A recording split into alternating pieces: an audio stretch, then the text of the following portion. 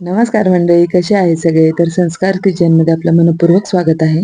आणि आज मी तुम्हाला दाखवणार आहे चिंच आणि गुळाची चटपटीत अशी चटणीची रेसिपी.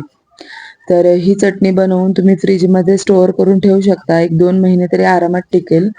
आणि तुम्हाला कुठल्याही प्रकारचं चाट बनवायचं असेल तर त्यासाठी तुम्ही ही चटणी वापरू शकता. तर जास्त वेळ न घालवता आपण रेसिपीकडे वळूया. तर इथे मी 1 वाटी एवढी चिंच घेतलेली आहे. तर त्याला एकदा पाण्याने धुवून घेणार आहे स्वच्छ.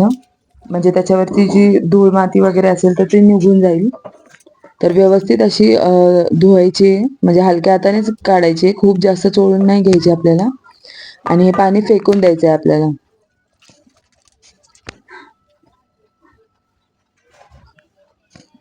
आता ही चिंच मी धुवून घेतलेली आहे आणि जवळजवळ 1-1.5 ग्लास एवढं गरम पाणी मी ऍड करते त्याच्यामध्ये. आणि याला झाकण देऊन आपल्याला अर्ध्या तासासाठी ठेवून द्यायचंय बाजूला. आता एक अर्धा तास झालेला आहे.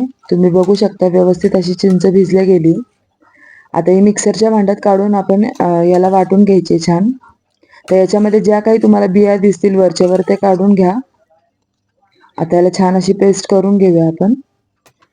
आता जे पाणी होतं आपण चिंच भिजवलेलं ते अर्ध पाणी याच्यामध्ये आता ऍड करणार आहे मी. आणि अर्ध पाणी एखाद्या भांड्यात दुसऱ्या काढून घेणार आहे, ग्लासमध्ये वगैरे. कारण आपल्याला तेही पाणी लागणार आहे, फेकून द्यायचं नाहीये पाणी अजिबात. आता पूर्णाची चाळण घ्यायची आणि व्यवस्थित असा सगळा कोळ काढून घ्यायचा आपल्याला चिंचेचा. तर जितकं शक्य होईल तितकं व्यवस्थित त्याला प्रेस करून त्याचा पूर्ण कोळ काढून घ्या. तुम्ही बघू शकता मी कशा पद्धतीने काढते ते.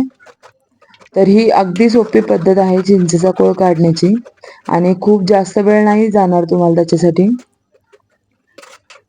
आणि गरम पाण्यात चिंच भिजवल्यामुळे पटकन हे काम होऊन जातं. तर आता जवळजवळ सगळा असा कोळ मी काढून घेतलेला त्याचा. आता काही कोळ शिल्लक नाहीये त्याच्यामध्ये, बघू शकताय तुम्ही. तुम्हाला जवळून पण दाखवते. आता एवढा असं काही त्याच्यातून निघत नाहीये कोळ. तरी पण जितकं शक्य होईल तितकं व्यवस्थित प्रेस करून आपल्याला सगळं काढून घ्यायचंय.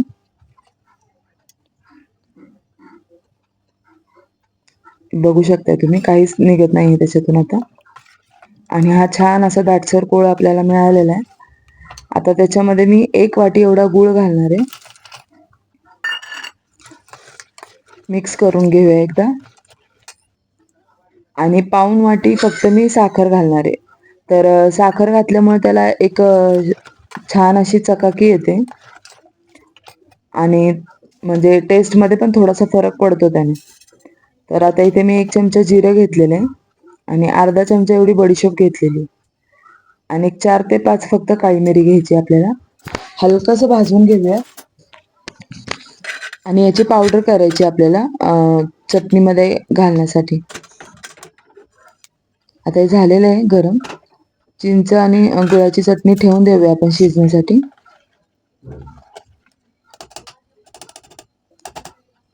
आणि तोपर्यंत आपण ती पावडर वाटून घेऊया. आता हा जो वरती फेस आलेला आहे पूर्ण चटणीचा तो काढून फेकून द्यायचा आपल्याला.